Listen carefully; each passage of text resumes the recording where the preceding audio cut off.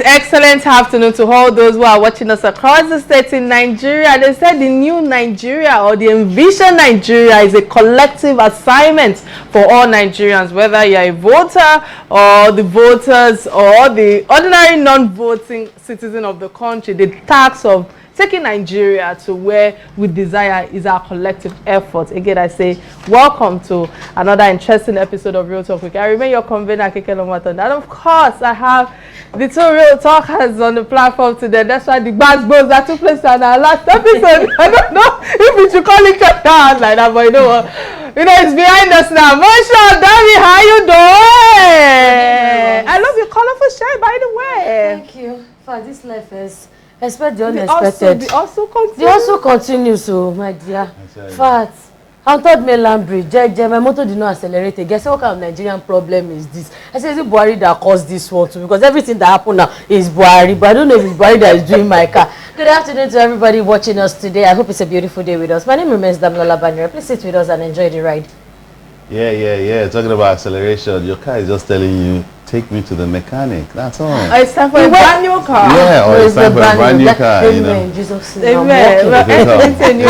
You've got a brand new baby, so you should expect a brand new car. Okay, I'm waiting. Fingers crossed. All right, then.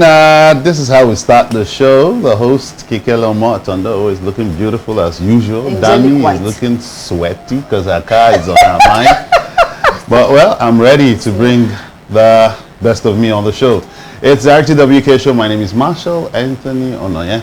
Welcome. Yeah. Marshall, it's good to have you on this platform. Once in a while, we get to celebrate something positive. And when I say positive, I'm talking about our past in Nigeria, and that is away from the negative history and events that is ongoing at the moment, or that have overshadowed socials at the moment. And exactly 9 years ago, in 2013, to be precise, the Golden Eagles won FIFA Under-17 World Cup in Abu Dhabi, defeating Mexico. I think it's important for us to hear more on this day in history segment. Stay with us. We'll be right back.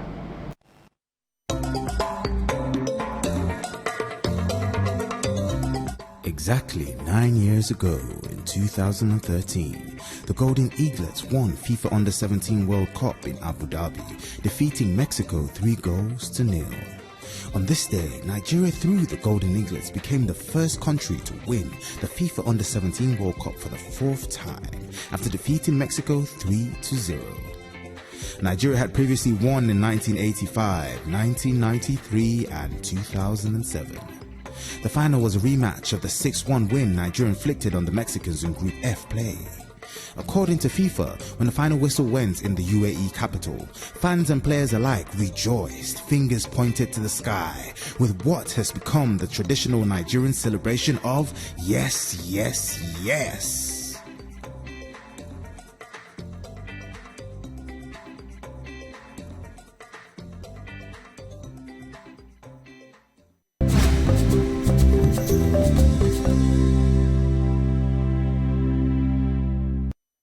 All right, many thanks for staying with us. Masha, quickly, let me come to you on this day in history. What's your take on this day in history? Yeah, it's just, I like the way it ended. Yes. That's when you have a win. But it only brings to mind how Nigerians can be very, very hysterical when we win and when we do not win. When we win, we say, yes, we know that we are the superpower, the giant of Africa. Yes, we go. But when we lose, for instance, we're not participating in the World Cup, we're not participating on the 17 CAF and all of that, you hear Nigerians saying, yes, we'll be failing, and all sorts of criticisms would come upon that sector, even the players and all of that. I mean, it's just a game of chance. But yes, we have to prepare ahead of each game. It just brings to mind that mixed feeling and reaction. Well, I think for every win, there's a lose, and for every lose, there's a win. So, but Nigerians should learn to take the losing part in good faith and hope for the best. I thank God that this happened 9 years back, and even the Under-17 Women's World Cup recently that happened, Nigeria defeated Germany.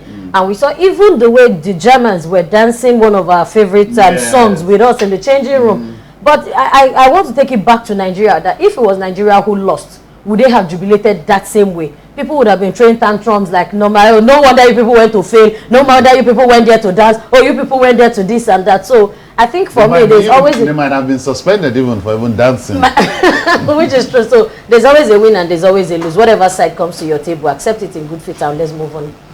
Fantastic submission from you both. You know, I think let me just add to what you've just said regarding dancing, our music. I feel that our music, our hairdo, our hairstyles have actually taken the global space as well in terms of the global recognition, not just in our in our culture, but especially when it comes to our music and our styles. You know, you see the likes of Beyonce and co and the likes, you know, in their music displaying all the braided hairs and the likes and all of that. So it's not just about us winning in 1985, in 1993, and of course in 2007. You know, it's not just about sport. I know that sport is one thing that unifies the whole country, but the fact that there are many other things that can also bind us together is one thing that also is a takeaway for me on this day in history. But quickly, we have our guests waiting for us. Let's take a quick message from our sponsors. Stay with us. We'll be right back.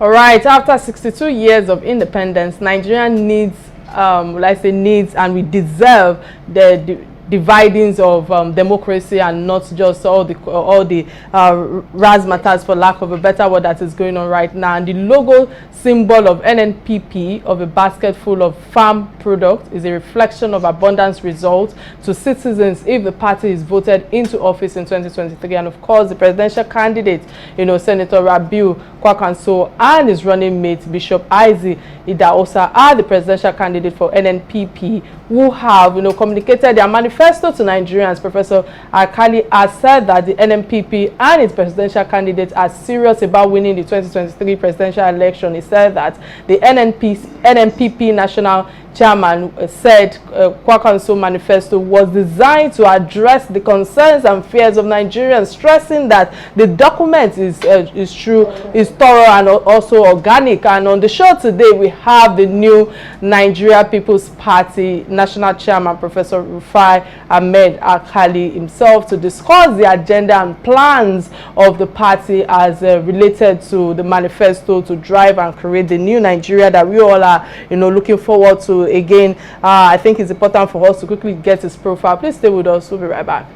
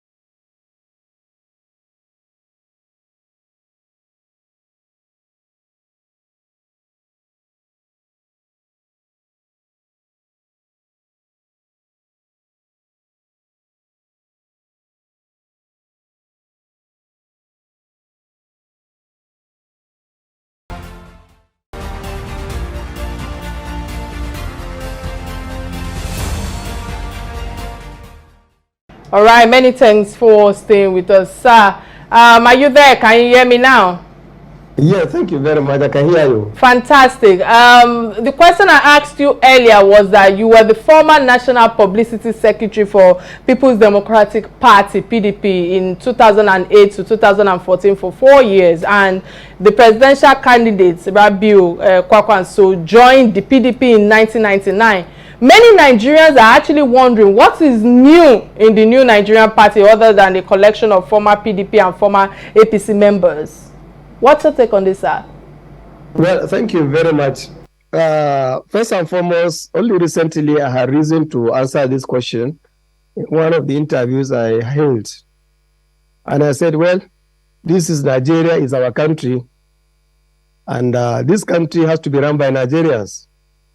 And we are not going to invite Americans or British or Pakistanis or Indians or some people from Honolulu to come and run our country. It's a Nigerian country and we must run it as Nigerians. But I also added that even when we were involved in those political parties, as we just mentioned, that all political parties also inside them, there are various tendencies. We are not close. You don't have to agree with everything together. We may agree in the principle in the party, but in the implementation of policy or even design of some policies, you find that there are various divisions or the differences in the perception and attitude. So over the period, you find that some of us find it that the parties we belong to at that time were not addressing the issue concerning Nigeria the way they should. And I think that's what Senator Musa Konkoso has mentioned when we had the debate about 2 days ago also on our TV. That when he had the opportunity to be the governor of Kano State, he approached things differently. And he had people who are fighting him within the party itself. So when he said that if you are so comfortable with the parties, then why shouldn't we stay in those parties? But no. At the last year, everybody was very angry with what was happening in the political party, the two parties, the APC and the PDP. The country that was now being held by them, first 60 years, now 8 years, the country has gone from bad to worse. And people are getting disenchanted. So even if we were inside those political parties, we would have tolerated some of the things that were going on. Look at the kind of confusion going on in some of the political parties. They are fighting among themselves. Governors who are holding their state in trust are now at war path with each other, attacking the presidential candidate of their party. It's what is called a lawlessness and is indecent. So we as a people, even while we're in those political parties, our views about Nigeria are completely different. And of course, now it has come to pass, we moved on, we joined the NNPP, and so far we have made a lot of difference because we have come up with something different, something new, something fresh. And we are approaching this country from a different perspective. Looking at the kind of crisis we are facing, nobody will assume that we will be convinced or agree that today the Nigeria that we know today is what Nigeria we know before. So it's completely different, and therefore we cannot continue keeping quiet and stay in the same place because we belong to the party before. All right, I think that has answered a bit of my question from the angle of Kike, because I also know that in Nigerian political space, or in Nigerian political climate, cross-carpeting, the campaign, but I would say that I know people remain people, and there's no permanent friend, only a permanent interest. And also hearing you speak about division in other parties, are you affirming to us now that within the NNPP party, there is no division and there will likely be no division to bring forth a president come 2023, sir? I think NNPP as is today is a very strong political party, is united, is organized. All the organs of the party are working together in tandem, and we are able to make something different. Madam, it has never happened in the history of this country. You rebuild or build a party in less than 1 year. And we did this at a time when INEC was virtually closing the door for merger. We were able to do a merger that was very successful. And then we were also able to focus attention on the issue of congresses and primaries. We never had a breathing space. And everything went on very, very well. Today we have our candidates at various levels, House of Assembly members, National Assembly members, governorship candidates in the various states, especially those that are on-season, made the off-season governorships. And then our presidential candidates running mate. So we have also come out with the blueprint for the presidential candidate, and he's presented it in a very unprecedented manner. He stood up and explained so many things, and not only made promises, but also mentioned what he was going to do to achieve those objectives, and then even the targets, and then even the implication for anybody who's given responsibility to do these things or to perform it and fail to do tasks. There are so many things that have been done. This is not the usual, politician coming and promising heaven and earth. No, these are practical issues. That's why we said the manifesto is organic, is original, and it is even the presidential candidate is directly involved in the process of even coming out with the blueprint. So it's not something that was done by a consultant and paid off with a amount of money and to go and sit down and then you have our manifesto. The you yourself, there is no connection between you and the manifesto. So, and we made very, very straight commitment to Nigerians. And that is very clear. The president is now ready. Senator Musa Konkoso, once he is sworn in on 29th of May 2023, he is just going to start the work almost the first day, not waiting for another day or second day and the rest of, because Nigeria will not continue waiting. Is it the issue of security in Nigeria going to wait? Or is it the issue of the economy? Or is it the issue of corruption? Or is it the issue of education, healthcare, everything? Look at what is happening in the education sector. Only recently we heard that the federal government has agreed with ASO that they should resume work, and therefore they are going to pay their salaries. Behold, the next day we heard that they have been giving half of the salaries. And the lecturers announced that, okay, if that's the case, they're going back to strike. And really, this is not supposed to be the way a country should be run. It's like a drama. And I think we are not enjoying the drama. Okay, thank you very much, sir. I like the part where you said when he's sworn in on the 29th of May. Very optimistic, I must say. But I'd like to pick your thoughts on one particular thing, because you were a member of a party at a time when the party's ideology was laid on rotational, would I say, appointment, so to speak, zoning, if you may, for lack of a better word. Yeah, zoning. When the presidency, your party believed that the presidency or certain positions should be zoned part-time. And then you are now the chairman of a political party which is promoting a presidency from a part of the country that has been, whether you like it or not, dominant for a while. And my thoughts would be what you make of zoning and what you make of the fact that some people think that this time around the presidency should go to the southeast or the southwest. What you make of that? Well, let us address it this way. First and foremost, at the moment, the 6 political zones as they are known today, as they are described, they are not part of the Nigerian constitution as they are today. What the Nigerian constitution knows is about the federal government, the 36 states of the Federation and Abuja, the FCT, and the 774 local governments. And if you come to the issue of election, there are also wards and polling units. The issue of zones, at the moment, constitutionally, they are not known. Now, even the issue of north-south is not constitutionally known, is not known.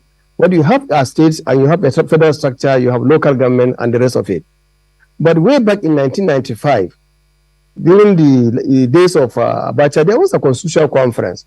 And many people felt that there was imbalances, either political, economic, social, cultural issues, and even the issue of civil service, recruitment and control. There are so many complaints by virtue of every sector of the Nigerian economy and society. There are complaints from civil servants, there are complaints from politicians, elders and leaders. And that's why 3 decisions were taken at that time, if I remember correctly. One was that to assuage the feelings of every sector of the Nigeria, that there should be some sort of a power shift. And that power shift idea is from the north and south to the north. And the idea is that this should be carried on with the party's constitution, so to say. Then, apart from that, there's also the issue of rotation. And the rotation is between the 6 geopolitical zones, which have not been incorporated in the 1999 constitution. So, by the time the 1999 constitution was inaugurated, the issue of zonal structure were not incorporated. The other issue, the third one, is the issue of federal character. Many states in the country, especially in the northern part of the country, are complaining that the civil service structure in the country was lopsided. So that was how the Federal Character Commission was also introduced. So in any case, at the end of it is that when the parties emerge, each one of them come up with their own ways of how to address the issue of zoning and rotation. But now it is not every political party that emerged since that time. Now we have 18. They have their own understanding of Nigerian constitution. They have their understanding of Nigerian political system. They hold the Nigerian process. So what happens in one political party should not necessarily be translated in another political party, but every party believes, including NNPP, that in this country, governance and government should be inclusive. Nobody should be able to control the all levels of power, from the judiciary, the legislature, and the executive arm of government, and say it is either controlled by one region or by one community or one ethnicity or one religion. That can never happen in Nigeria today. So as it is now, we believe those parties that already committed themselves to zoning, they should stick to zoning for now. We as a party, as we are evolving, we address this matter at the appropriate time. But for now, we came in at a time when we did the merger on 1st of March. And then we started the journey whereby in 30th of March after the executive committee was elected. So what is happening is that we are now dealing with Nigeria to offer Nigeria something not on the basis of tribe or ethnicity, because ultimately we have seen even where people are bringing all this issue of zoning and rotation, they will not be able to follow the letter and spirit of their own agreements. And that's why you have a lot of crisis there. So what Nigeria needs today is not a tribal president. What Nigeria today they need is not a leader who will just claim that I come from a zone or from a region or from whatever community. Any very Nigerian president must come from Nigeria and belong to all Nigerians and must work for Nigerians. It is this issue of trivializing and tribalizing politics that has reduced us to this point that unless you see somebody on top, then Nigeria is not for you.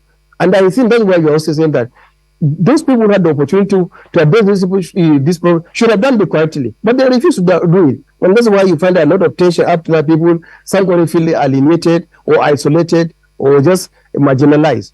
And the NNPP is not going to be part of this process. As far as we are concerned, we are offering a president, a Nigerian president, Rabi Musa Konkoso is a Nigerian who is competent, who is ready to serve Nigeria as a whole.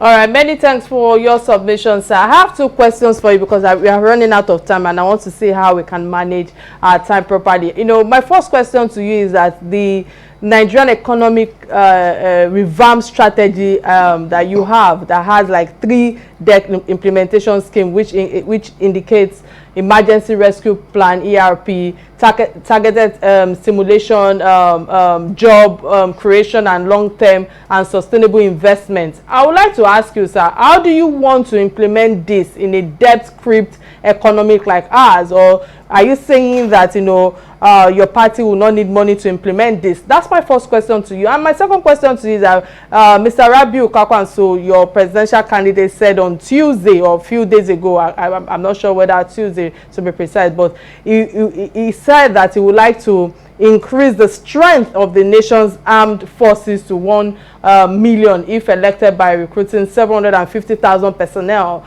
You know, many nations are drifting away or drifting towards using technology to curb crime, you know, and improve security where manpower, so to speak, or workforce is being reduced. What's your take on this with this kind of economic output? Those are my 2 questions to you, sir. Well, thank you very much, madam, for this good question. First, let's understand the fact today, and I think this is known to everybody, that there is a direct connection between the security issues in this country and the current structure or nature of the Nigerian economy. They are just the same thing. There is no way you address the issue of the economic problem today in this country without addressing the security issue. And there's no way you can address the security issue without addressing the economic issue. That's why they are all simultaneous. Why do we say this?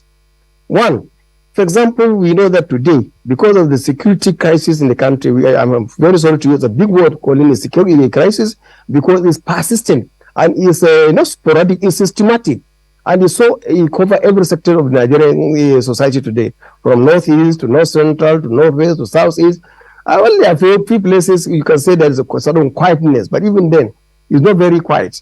So now we are saying that why are people taking arms against the country, against the state? Why are people ready to go and fight? And these are people who are now, most of the young people, who are supposed to be educated, but most of them are not educated. So the first part is that our presidential candidate is showing that first you have to revamp the security sector to an extent that you have people, the security agencies, occupying every territory in Nigeria. Because at the moment, from all the statistics, both the military and the police and security agencies, they are undermanned, they are overstretched, and of course, the problem is too much for them. So therefore, you need to increase this number of the policemen, number of the military, and other agencies, so that they will be able to now take control of all our spaces. People talk about ungoverned spaces. I don't know about that one. I will talk about it later. But in all spaces, especially forests that are not manned by security agencies, they should be controlled. Now, and the other side, the second level is that If you are mopping about 2 million or 3 million for the various services also, you are also removing potential elements who could be recruited by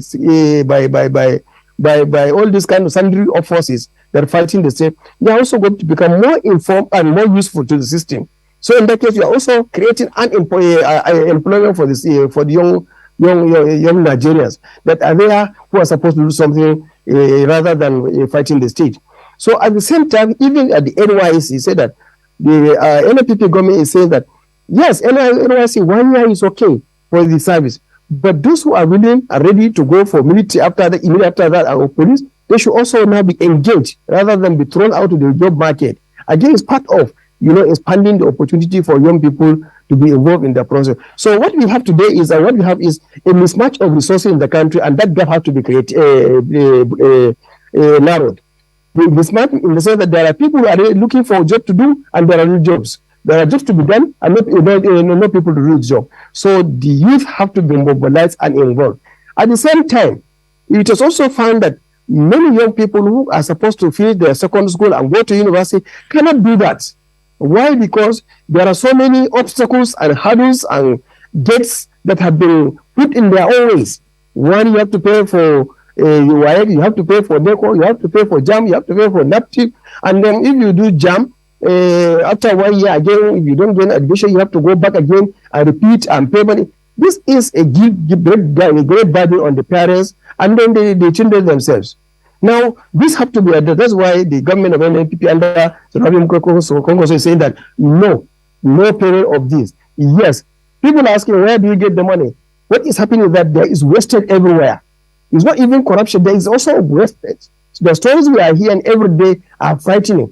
Money that are supposed to be used are not being utilized. So therefore, we have to mop up all this and block all those loopholes where people are exploiting the system and amassing wealth for themselves. And that's why in the case of corruption, the NNPP is saying that we have to change the gear now. Because I use the example of fighting malaria in Nigeria. For all the 20, 30, 40, 50, 70 years, we're only fighting malaria by going to the pharmacy to buy malaria drugs. But we are not fighting the issue of the cause of malaria instead the mosquito in this country, which has been done in other part of the world.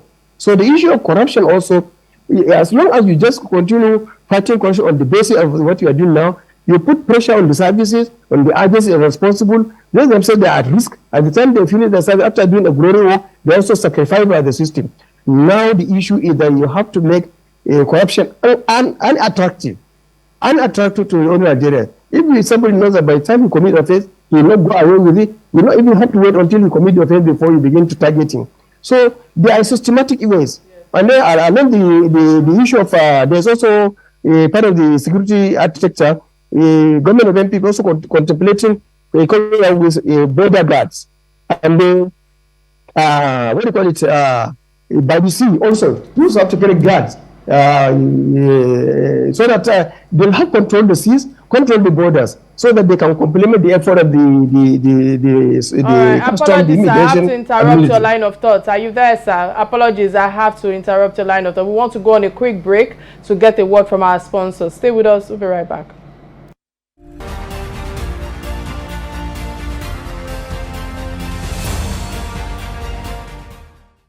All right, glad to know you're still with us. In case you just joined the show, today's conversation is geared towards the 2023 election campaign, and we have been engaging one of the front-runner parties, the New Nigerian People's Party, NNPP. And we have on air with us Professor Rufai Ahmed Akali, who has been standing in for the party to discuss their vision and the plans for the Nigerian people. Again, I say many thanks for all those who are watching us across the globe. Remember, you can be part of this conversation by calling the studio number 080-898-877-400 showing on your screen right now. We're streaming live both on Real Talk with Kike and Silverbird platform on Facebook and YouTube. Dami, let me come to you quickly. Please take over.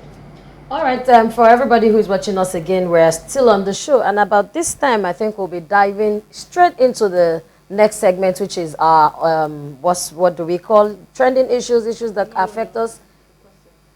Okay, before that, I'm sorry for that error. I think we still have our guest with us. And I would like to ask you, sir, you've spoken well about education, insecurity in the country, and some other things. I'd like to know if the NNPP party will uphold the rule of law and constitutional rights come 2023, should they be given the mantle of leadership to steer Nigeria forward? And I understand that we're trying to re-establish connection with our guests, but while we're going on with that, can we quickly take one of the first trending stories? The first trending story I think that caught our attention is that of the what's the first trending story again? Is that of the Tinubu Atiku's absence. Tinubu and Atiku's absence at the town hall meeting act of arrogance, disregard for Nigerians. That's how I would like to put it. I think I would like to tilt towards disregard for Nigerians. What's your take on this trending? Well, it's very simple. Like I was sharing with an uncle of mine, and he said that it will be difficult for somebody in the person of Asiwaju Bola Ahmed Tinubu to attend that town hall meeting, knowing fully well that the owner of Arise News tilted towards PDP. And I'm like, oh, really? Should that be it? Should it be because of that? He said, oh, and he jokingly said that, oh, if it was TVC that brought out that town hall meeting, he would have been a frontliner. But in my mind, I'm still trying to find a balance, because we saw him at another event within around the arena where the town hall meeting took place. And I'm saying, like, yes, is this disregard? Is this disrespect? But we've always known some of our contestants to be like this, even without contesting for election. Some of them, you cannot even bring your senator to a town hall meeting, or your what's it called? Your local government chairman, and they are defiant in sometimes. So it's just a Nigerian thing. Well, I'm just enjoying the pictures as it's scrolling on the screen. I'm seeing the guys, smartly dressed, and I like the guys who are crossing their legs. I think there's just a spectacle. It creates a spectacle for me. They're looking beautiful, sitting down there on the platform. I'm admiring the four of them. But I'm just wondering, if you put Asiwaju Bola Ahmed in that role, if I'd still have that spectacle there. But for Atiku, I actually expected him to be there. Whether it's a disregard or disrespect, it's left for them. If you ask most Nigerians, they will say they never would have expected Asiwaju Bola Ahmed Tinubu to be there. In all honesty, I didn't expect him to be there. This is a man that can hardly stand for too long to address certain issues. I mean, his speech has been known to be very slurry and all of that. So if whether or not he would make a good president is left for his supporters to say. But whether or not he will make a strong or good debater, I can tell you he would not. All right. I know on this platform we keep it real, and even the technical people have been screaming, Marshall, can you turn it down a little bit? Just leave Marshall's submissions in itself, because we all have different opinions or different perspectives at looking at things. First off, I think I would like to start by honestly saying that I want to commend the organizers of the town hall meeting for the initiative taken to organize and put together that kind of aspiring leaders, and Nigerians really look forward to it. As in the reaction was, you saw what it sparked off a lot of reactions on social medias and the like and all of that. And this is not just to shake, but I feel that it's just to indicate that Nigerians are becoming more informed, and they are really willing to dialogue with the aspiring leaders and the likes and all of that. And I feel that Nigerians want to be sure of who to cast their vote for. Nigerians are tired of the challenges, and we are hoping that the new administration will bring the long-awaited turnaround that we are hoping for and we're wishing for. However, I just feel Nigeria are also serious. We're not serious-minded people. I'm sorry to say this. Like, Marshall gave his opinion. I don't want anybody to run commentary in my ears, because I feel that, as far as I'm concerned, I feel that sometimes, the so-called youth who are quick to type away certain things, I feel that, only if they can take time out, to actually understand that collectively the energy, the synergy that you're putting into this thing can actually bring out the best candidate. But it's a lie. On social media is a different ball game when it comes to that day that we are going to be voting Marshall. So I'm asking, why should some leaders not be willing to take Nigerians? Why would they want to take Nigeria seriously when we ourselves as youth, we've not actually taken the bone by the horn? That's the honest truth. So what could be more important than him also, trying to say that, I'm going to come for this thing and I'm going to sell myself, to Nigerians, and a lot of 200 million people are looking at, were watching, or you want to sell yourself to them. So, and again, let me draw back, because I know that according to the independent global observer, they said this election, Marshall, this election is forecasted to be the most participated election in Nigerian history in the last 62 years of our independence. So it's obvious, or will I say obviously, all that took place that day, especially with the with APC candidate not being there. I just feel that is a disrespect to Nigerians. That's my opinion, and their concern will be counted as, you know, secondary or non-priority when the Nigerian public has summoned you to say that you should come. This is not the time for us to have a device to say because you own a TV station, you own a TV. Anybody can come together to say, and these are bodies that are being recognized. Well, to me, I just feel that those are leaders, you know. I just feel that these are indication that some of them are not actually, they don't have the plight. They don't understand the plight of Nigerians at the moment. Hence the reason why it is difficult for us to trust the affairs of this nation on their shoulders. And it's just unfortunate that this is still happening. But quickly, let me cross over to... If you say it was because of PDP, let me cross over. Okowa was there, and it was... Yes, I understand that. But quickly, let's cross over to our guest. Sir, are you there? Yes, I'm enjoying the debate now. You're on my side. All right, many thanks. So, you know, I want to quickly come to you. I know we are running out of time right now, because people say that the party that you belong to, you know, your candidate is from Kano, and some people are of the opinion that in Kano there's how will I put it, that there's indication that it might not win. Reason being that, you know, your own party, many Nigerians have advanced away from assumption from party and the likes and all of that. So I must ask you, do you think that your party can win at the moment with all that is going on, especially with the fact that they've established how will I put it now, the campaign's logistics beyond not just the north but also globally? What's your take on this, sir? Quickly, sir. Well, thank you very much. I was enjoying your side talk, and I feel that you have actually spoken for us, because I use the word that Nigerians are tired. And I think this is the correct word. Nigerians are tired of what is happening.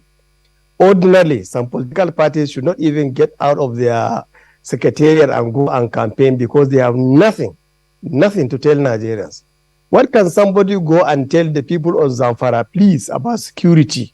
What will he tell them? Or Kasina, or Sokoto, or Kebbi, or even Borno Ayobe, or even in the Plateau and the Benue and other places? What will they go and say? That they have done well and they want to improve, or they have not done well, they want to give you another chance? Extra level? I don't think Nigeria are ready for extra level. So the argument today is between those people who are ready to serve this country diligently and those who want to continue with the status quo. And then if you want to continue with the status quo, is that you want to continue with the universities closed down for another 1 year? Is it when you want to continue? Is that the basic questions? It's not me, Alkali, who is creating this question. They are there in the minds of everybody. Or do you want to continue with a situation where the Naira, who started, let's say, in 2015, at one to, let's say, 164, 165. Today you're talking about Professor, 100 to 80 something, and it's still going to 1,000. Or you want us to continue saying that Professor Ahmed. Professor Ahmed. Let me. Okay. Hello? Yes, can you hear me, sir? Yes. I know that with what you're saying, and well, we've had different parties from the PDP, APC, before we swore them in respectively. They've had different promises and they kept on promising. And here we are, and we had somebody on the show say that after 8 years of Buhari's administration, they were going to give us the scorecard. I like the way, as the chairman of the NNPP party, and you're vehemently speaking these things. Should we hold you by your words? If peradventure in 2023, the NNPP party becomes the flag bearer and the president of the country, should we hold you and say, Professor Alkali said this to us and we should believe you? In fact, not Alkali, Professor Rufai, Alkali, all the three names. So what I'm saying here is that, yes, you are right. Look, I agree with you, my sister. Nigerians are fed up with promises. Nigerians are fed up with all these kind of things that appear like we are taking Nigeria for granted. The Nigerians are not just ready to now look at the things on the face value. That's why there's intense security investigation and interrogation of every presidential candidate and the political parties that are now offering their own services. This is legitimate concern. That's why we said the next president must be trusted. A person who has pedigree based on his experience, what he's done in the past, what he's known for, who has passed integrity tests, who also is well, very, very well. Not somebody who will have to continue again having all the same issue that we have in the past. I think we should move forward and move straight ahead. Now, what we are saying is that yes, every political party, when they come to Nigeria, they will make promises. But in the past, based on what Konkoso has done, even where he did not make promises, he has done something for his people. For example, he did not promise that after he left service as a governor or as a minister, he'll continue providing scholarship for indigenous students. Professor, he's been doing that. Professor, yes. I wish we have all the time, but we do not. So we would like you to be very concise with your responses. My thoughts would be on the Kwankwasia movement and how it's not been able to spiral and gain mileage and coverage across the length and breadth of the country, aside from how it's doing in the north. I would have loved to see that kind of revolution or evolution of the Kwankwasia movement across the nation. Why hasn't it? But do you know today that our presidential secretary is in Enugu? And from there, he's going to be Ebonyi and go to other places in the southeast. What we are doing in our campaign is systematic, is organized, not just razzmatazz, having big cars from point to point, moving with the same people from point to point, even harassing and intimidating civilians. No, we are operating with Nigerians. We are going with Nigerians who share our concern. What we have done here is that most of us felt that ordinary would have left politics for a long time. But we said, no, if we keep quiet this time, there's a time when we talk. Nobody listens to us. And that's why we are saying that we are banking not only on our presidential candidate, even his running mate, Bishop Isaac Idausa. When he was nominated to become the vice president candidate, nobody to date has written one page or one sentence or one paragraph against that man.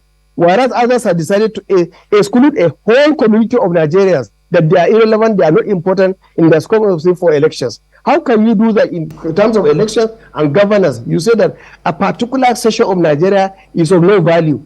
It is not supposed to be, it is not to run a democratic government and an inclusive government. So at initial already, you have excluded some people. So when government is formed, when they walk into the villa, they will not see people they know. Only people they just heard that have been there talking to them that they are the leaders. So you have to give a lot of confidence in the minds of Nigerians that you are not going to create another division among Nigerians. And I think we are ready to go along this line. All right, many thanks for your submission. And talking about building confidence in Nigerians, there are quite a number of presidential candidates who are saying that they will not attend any other town hall series or debates if Atiku or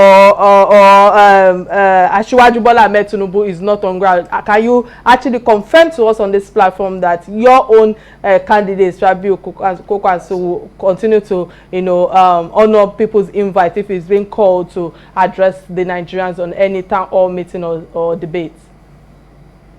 Well, to be fair, there could be more than one reason why a presidential candidate may not appear for a debate. There could be a lot of reasons. So we give it to them. What is important is that we have been invited and our presidential candidate came out. Not only came out, he stood up and talked and spoke to his mind out to Nigerians. And he was very clear about everything. He was not making promises. No, he was making a statement and commitment that when he gets the opportunity, he will do this, he will do this, he will do that. In fact, those of you who watch the debate, you'll find that along the line, some of the candidates forgot that it was a debate about the future of Nigeria. They are repeating what they have done here, what they are doing here. No, Nigeria want to know what is there that is fresh, that is new. And every time we say something new, you find out one of the presidents say, we are also going to join you, UNNPP, to do the same thing. Because that's what we call political cloning. They were not ready for even the debate, some of them. But I will give it to them. The debate were there. Nigerians are the judges. If people did not know who is Senator Rabi Musa Konkoso, the debate on Tuesday has opened many people's eyes. That this is a man of confidence, this is a man of experience, this is a man of commitment, this is a man who can stand anywhere and defend this country, not only in Nigeria, because that's why we say Senator Rabi Musa Konkoso is a Nigerian president. But today Nigeria is looking for not only a Nigerian president, but an African president who can stand shoulder to shoulder with all world leaders, so that we can be fully represented in Nigeria, the world. Not like where Nigeria are treated because it has second-class citizens in this in the world. So you need a president that can go anywhere and talk boldly and defend the interests of Nigeria. And I think Konkoso is the man to do it. All right, many thanks for that, sir. You know, talking about the debate or the town hall series, you know, I was privileged to be there, and I'm happy that your candidate has a special attention for education. You know, you also, you're an educationalist or educationist, you know, and you are also the current pro-chancellor and chairman of Governing Council, Federal University of Technology. Former, yeah. And I would like to ask you, sir, because I know that earlier when you were talking, you mentioned the issues that are, you know, going on with the ASU and the federal government. You know, our education system is getting worse, and even at the tertiary level, and it right now is on the standstill for 8 months, despite the fact that they've returned, but there are still unresolved issues here and there. What interventions do your party want to introduce into our educational system to improve it? That's my question to you. I would appreciate if you can answer in 2 minutes, sir. Okay, thank you very much. I'm very happy you asked this question. First and foremost, it is a tragedy, a huge proportion today in this country that the tertiary institutions are allowed to go this way. The tragedy about the university system is that it has what you call the value chain, the education value chain. What affects the university system, once they are closed down, you know, JAM will never do any admissions. Then NEC and WAEC, they are not going to feed anybody into the system. NYSC will also suffer the same experience. Then the labor market will also suffer the same experience. So by the time the universities are closed, everything has gone down completely. And if you spend 8 months to solve a problem and you're not able to solve it, then it means that 8 months is not by a university. It's 8 months by every number of child in the Nigerian university, child in secondary school, in primary school. Everybody is affected. It's not one person. So the quantum of loss is very huge and unprecedented. And we personally have argued, yes, there could be disagreement between federal government and labor unions, including ASO. But I've also argued that if you take education is a public good, then no matter how difficult, no matter how irritating, no matter how annoying, a proposal or negotiated, federal government has capacity, has the resources to do that. They have done it before. Remember, President Yaradua negotiated with the Niger Delta people. Very difficult period. And we even gave them amnesty. And we had a lot of peace in that region. So it is possible. What more people who are not taking arms? Lecturers who cannot be are being treated as if they are just roadside mechanics. I'm not saying roadside mechanics is not important. What I'm saying that the system has to protect itself. And that no matter whoever is taking this decision is not even helping the president. I believe whoever is now causing more problem on this system is not helping the president and not helping the government. Because they should know that there is no way no country can afford to close their university for 8 months and still say all is normal. So the good thing is that the Rabi Musa Konkoso, who built 2 state universities in his own time and also has another private university, international university, which is collaborating with, which has provided funding and support for students, not only from Kano State, and people like us who is also involved in the education system for a long time. We are not novices. We understand the system. We understand the position of ASO. We understand the position of government. And we believe that everything, if a negotiation is done in good faith, all these things that you cannot have an agreement signed in 2019, or 2009 actually, have not been fully implemented. What's the big deal? How much money has been spent from 2009 to now? So we are going to engage not only ASO, all labor unions on a frank and clear and passionate, dispassionate process, so that we address the issue of education holistically. All right. Because if we don't do it now, there will be a time when the entire thing will crash on our heads, and what you have in this insecurity issue will begin to expand. Because all these children that are out of school, what are they doing now? How do they survive? Many of them may not go back to the university again because either their parents have lost out on the opportunity. How can you allow a professor who has become a professor and maybe serving 20 years or 15 years, he cannot go and feed his family? Many thanks for your robust submission, sir. It's been an interesting time with you on our Real Talk with Kike show today, and I must say, yes. Yeah, thank you so much, sir. And of course, to my real talkers, thank you so much. Indeed, we had an awesome show courtesy our resourceful guest, Professor Akali Ahmed. And I must say again, to our technical directors that constantly run commentary in our ears, we say thank you too for adding your own color to the show today. My name is Kike Atanda-Owo, and you are? Madam Lola Banire. Marshall Anthony. And adios. Bye now.